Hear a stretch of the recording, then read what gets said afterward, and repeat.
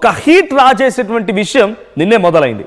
వచ్చానిక నేనేంటో చూపిస్తా, తోలు తీస్తా, ఇకపై ఇక్కడే ఉంటా, ఫీల్డ్లోకి వచ్చిన ఫీల్డ్లో దిగిన ఒక పెద్ద ఉద్యమాన్ని మొదలు పెట్టబోతున్నా అని చెప్పి మాజీ ముఖ్యమంత్రి కేసీఆర్ నిన్న తెలంగాణ భవన్ వేదికగా సంచలనమైనటువంటి వ్యాఖ్యలు చేస్తూ మీడియా సమావేశం ఏర్పాటు చేశారు. ఇరిగేషన్ పైన ఈ ప్రభుత్వం 2 ఏళ్ల కాలంలో అటు ఒక రాయి తీసి అటు నుంచి ఇటు పెట్టింది లేదు, ఒకదానికి ముగ్గు పోసింది లేదు, ఇంకో దానికి కన్స్ట్రక్షన్ చేసింది లేదు. ఇవన్నీ పక్కన పెట్టి ఎక్కడెక్కడ చెక్ డ్యామ్లని పగలగొడుతున్నారు, బాంబులతో బ్లాస్ట్ చేస్తున్నారు. ఇది కేసీఆర్ మాట్లాడిన మాట. ఏకంగా నా పేరు తీయకుంటే వాళ్ళకి పొద్దు పోవట్లేదు, వాళ్ళు నాలుకలకు మొక్కాలంటూ కూడా ఆయనపై దూషించిన వారిని, ఆయనపై సెటర్లు వేసిన వారిని కొంత అగ్రెసివ్గానే మాట్లాడుకొచ్చారు. రాజకీయాల్లో మళ్ళీ యాక్టివ్ అయ్యారంటున్నారు కేసీఆర్. అయితే కృష్ణా జలాలపై పోరాటానికి సిద్ధమని ప్రకటించారు. రేవంత్ ప్రభుత్వంపై ఇక మౌనం ఉండదు, ఆగ్రహం వెల్లగక్తానన్నట్టుగా ఆయన మాట్లాడుకొచ్చారు. అసెంబ్లీలో చర్చకు సిద్ధమని ఇటు రేవంత్ రెడ్డి కూడా ప్రకటించినట్టు తెలుస్తోంది. కేసీఆర్ ఓకే అంటే జనవరి 2 అసెంబ్లీ సమావేశాలు పెడతాను, కేసీఆర్ని అసెంబ్లీకి రమ్మనండి, ఇక తేల్చుకుందామని చెప్పి రేవంత్ రెడ్డి కూడా సవాల్ చేసినట్టు తెలుస్తోంది. ముఖ్యమంత్రి, మాజీ ముఖ్యమంత్రి ఇద్దరి మధ్య హాట్ కామెంట్స్ కొనసాగుతున్నాయి. సో మాట్లాడదాం ఇదే అంశానికి సంబంధించి. మనతో పాటుగా కాంగ్రెస్ ఎమ్మెల్యే, ప్రభుత్వ విప్ బీర్లా ఐలయ్య గారు ఉన్నారు. అండ్ మరి కాసేపట్లోనే బీఆర్ఎస్ బీజేకి సంబంధించిన నాయకులు జాయిన్ అవుతారు. సో ముందుగా బీర్లా ఐలయ్య గారు నమస్తే. నమస్తే అన్న. రైట్, ఏంటి కేసీఆర్ బయటకు వచ్చి రాగానే కాంగ్రెస్ పార్టీ నాయకులు తోలు తీస్తానంటున్నారు. ఒక 10 ఏళ్ళు ముఖ్యమంత్రిగా తెలంగాణ రాష్ట్రానికి ముఖ్యమంత్రి వహించిన వ్యక్తి ఒక ముఖ్యమంత్రి పట్టుకుని అట్లా మాట్లాడడం సరికాదు. ఆయన ఫామ్ హౌస్ వెళ్ళినా, ఫామ్ హౌస్ నుంచి బయట పడుకున్నా ఆయన పార్టీని కాపాడుకునే పరిస్థితిలో ఉన్నాడు. ముందుగా వాళ్ళ బిడ్డ ఎమ్మెల్సీ మాట్లాడిన మాటలకు సమాధానం చెప్పండి. ఆయన తాట కాదు, తోలు ఏది తీయడు. ఇలా మా సర్పంచ్ గెలిచిన సర్పంచులంతా కూడా అన్ని గ్రామాలలో మంచిగా సంబరాలు చేసుకొని ఆటలకు వస్తున్నారు. ఆ తోలు వెళ్ళకపోతే ఈయన వచ్చి తోలు వెళ్ళకపోతే తోలు తీస్తాను బయటకు వెళ్ళినట్టుండు. ఒక గౌరవం 2 ఏళ్ళు ఫామ్ హౌస్ లో పడుకొని ఇక నేను బయటకు వెళ్ళినా, ఇక నేను చేస్తా, నేను ఏక్తా అంటే తెలంగాణ ప్రజలు తెలియదొక్కలు గారు, నీ 10 ఏళ్ల పాలన నచ్చగానే నీకు పాలన. ఐలయ్య గారు ఒక్కసారి మీరు డ్రైవింగ్ లో ఉన్నట్టున్నారు, ఒక్క నిమిషం పక్క కాపుతారా? ఒక్క నిమిషం. మీరు వాళ్ళ సర్పంచ్ ఎన్నికలకు సంబంధించి గెలిచిన వాళ్ళ కాంగ్రెస్ పార్టీ నాయకుల ప్రమాణ స్వీకారంలో బిజీగా ఉన్నారు. ఒక్క నిమిషం పక్కా పండి, I will get back to again. So ఒక్కసారి మంత్రులు కూడా మాట్లాడుకొచ్చారు. సో నిన్న కేసీఆర్ ప్రెస్ మీట్ తర్వాత ఈరోజు తెలంగాణ భవన్ ప్రెస్ మీట్కి సంబంధించిన అంశం తర్వాత నుంచి గాంధీ భవన్ మొత్తం మంత్రులతో కిటకిట్లాడింది.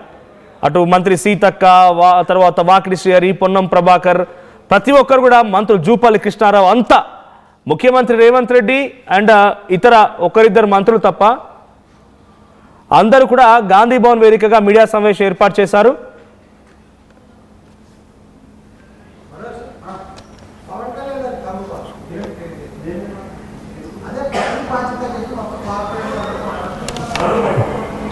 రైట్, సో బీఆర్ఎస్ నుంచి రావుల శ్రీధర్ రెడ్డి గారు జాయిన్ అయ్యారు, మాజీ కార్పొరేషన్ చైర్మన్. శ్రీధర్ రెడ్డి గారు, సో ఇందాక బీర్లా ఐలయ్య గారు మాట్లాడుతూ ఆయన ఒక హాట్ అంటే ఒక కామెడీ వేలో తీసుకున్నారు. ఆయన మీ అధినేతనేమో బీఆర్ఎస్ పార్టీ ఇక రంగంలో దిగింది, నేను యాక్టివ్ అయ్యాను, నేను వస్తున్నా, ఇక సమస్యల మీద పోరాడుతూ ఒక పెద్ద ఉద్యమాన్ని తెరలేకపోతున్నామని మాట్లాడుకొస్తూ కాంగ్రెస్ పార్టీ నాయకులు తోలు తీస్తామన్నారు.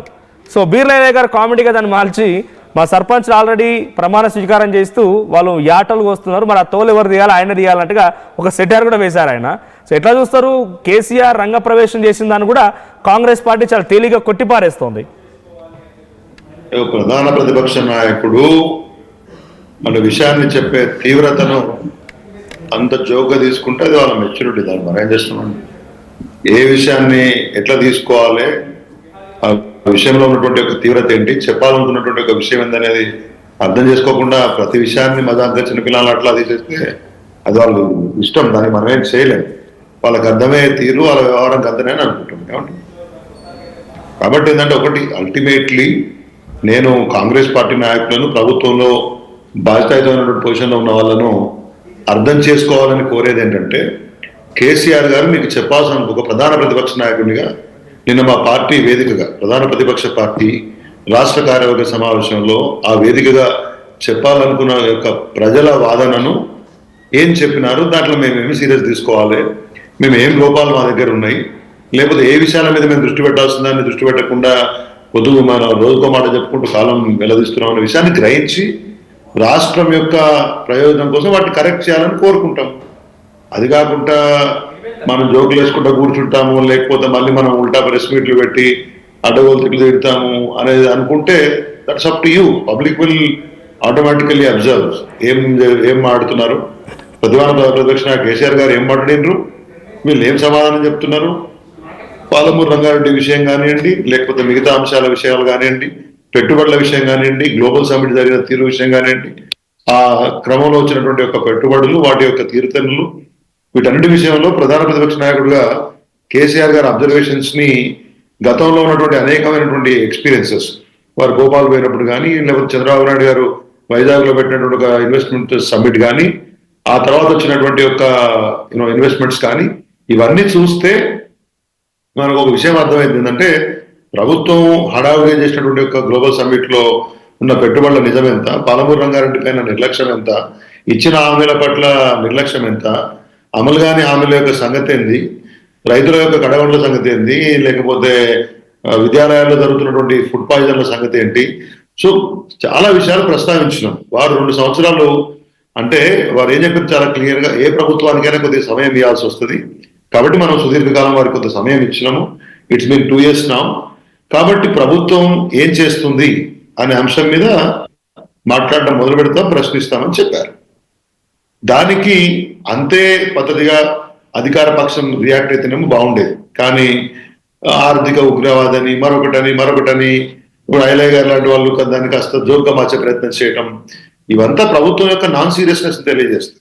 ఇఫ్ యు ఆర్ సీరియస్ ఏంటంటే కాంగ్రెస్ పార్టీ కూడా ఏం చెప్తుందనంటే క్రియాశీలక రాజకీయాల్లో లేరు అనేటువంటి మాటని 1-2 సందర్భాల్లో రేవంత్ రెడ్డి వివిధ సభల్లో లేకపోతే మీడియా సమావేశాల్లో మాట్లాడుకొచ్చారు.